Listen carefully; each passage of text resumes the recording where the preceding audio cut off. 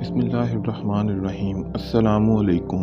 مصر ایک بہت قدیم ملک ہے۔ یہاں بہت سے انبیاء اکرام تشریف لائے۔ مصر میں ایک دریا ہے جس کا نام دریائے نیل ہے۔ یہ وہی دریا ہے جسے حضرت یوسف علیہ السلام کے زمانے میں مصر کے بادشاہ نے اپنے خواب میں بھی دیکھا تھا، اور اس کے علاوہ بھی اس دریا کی بہت سی تاریخیں قائم ہیں۔ جب حضرت عمر رضی اللہ تعالیٰ عنہ نے مصر کو فتح کر کے مصر پر ابھی اسلام کا جھنڈا لہرایا اور حضرت عمر بن العاص رضی اللہ تعالیٰ عنہ کو وہاں کا گورنر مقرر کیا، جب وہاں حضرت عمر بن العاص رضی اللہ تعالیٰ عنہ گورنر قائم کیے گئے تو کچھ دنوں کے بعد دریائے نیل خشک ہو گیا۔ جب دریا خشک ہوا تو حضرت عمر بن العاص رضی اللہ تعالیٰ عنہ کے پاس مصر کے کچھ معززین آئے اور آپ سے کہا کہ ہم آپ سے ایک کام کی اجازت چاہتے ہیں۔ حضرت عمر بن العاص رضی اللہ تعالیٰ عنہ نے پوچھا، تم کس چیز کی اجازت چاہتے ہو؟ تو انہوں نے کہا کہ ہمارے ہاں برسوں سے دستور چلا آ رہا ہے کہ جب بھی دریائے نیل خشک ہوتا ہے تو اس دریا میں ایک حسین و جمیل اور نوجوان لڑکی کو ڈالا جاتا ہے۔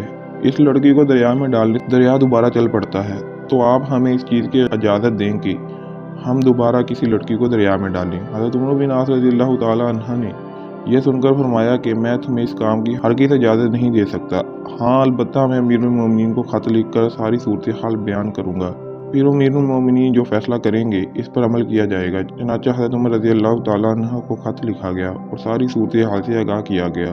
حضرت عمر رضی اللہ تعالیٰ عنہ نے جواب میں حضرت عمر بن العاص رضی اللہ تعالیٰ عنہ کے پاس 2 خط روانہ فرمائے، ایک حضرت عمر بن العاص رضی اللہ تعالیٰ عنہ کے نام اور دوسرا دریائے نیل کے نام۔ حضرت عمر رضی اللہ تعالیٰ عنہ نے حضرت عمر بن العاص رضی اللہ تعالیٰ عنہ سے فرمایا کہ یہ میرا خط ہے، اسے دریائے نیل میں ڈال دو، اس کے علاوہ کچھ بھی نہ کرو۔ حضرت عمر رضی اللہ تعالیٰ عنہ نے دریائے نیل کے نام جو خط بھیجا تھا اس میں یہ لکھا تھا کہ اللہ تعالیٰ کے بندے عمر کی طرف سے دریائے نیل کے نام، اے دریائے نیل، اگر تم پورا سال اپنی مرضی سے چلتا ہے تو بے شک تو نہ چل، لیکن اگر تو اللہ کے حکم سے چلتا ہے تو اسی کے حکم سے دوبارہ چلنے لگ جا۔